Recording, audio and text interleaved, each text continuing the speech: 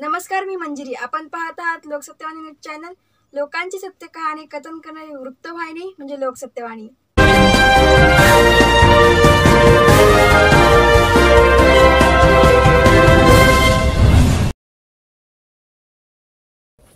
Railway सुरक्षा बल डोंबिवलीच्या नवीन ops कार्यालयाचे उद्घाटन.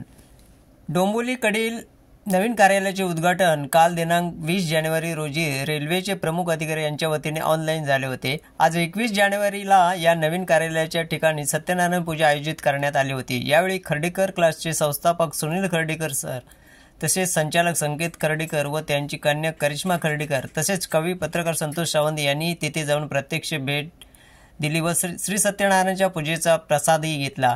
प्रभारी निरीक्षक गजेंद्र राऊत यांच्याशी भेट घेतली. हे नवीन कार्यालय डोंबिवली पश्चिमकडील 1 नंबरच्या प्लॅटफॉर्मला लागून आहे.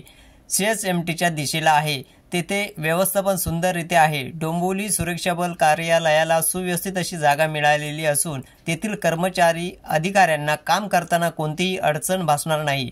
मध्य रेल्वेवर असणाऱ्या अनेक स्टेशनवरील कार्यालयापेक्षा हे कार्यालय सुव्यवस्थित दिसत आहे, असेही उद्गार सुनील खर्डीकर सर यांनी काढले. यावेळी प्रभारी निरीक्षक गजेंद्र राऊत आणि त्यांच्या कर्मचारी वर्ग यांनी मिळून सुनील खर्डीकर सरांचे पुष्पगुच्छ देऊन त्यांनी स्वागत केले. Bureau report, Loksatyavani news, Dombivli. आज आपण वास्तुशांतीप्रमाणे प्रवेश केला. आज प्रवेश केला. हो, निकाल झाला. प्रवेश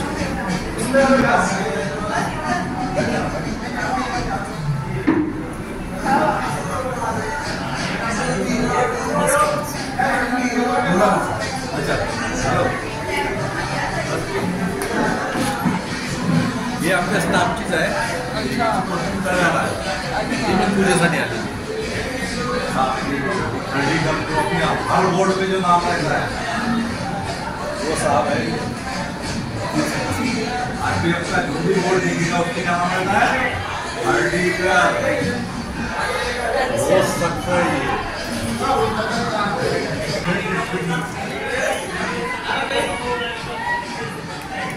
ये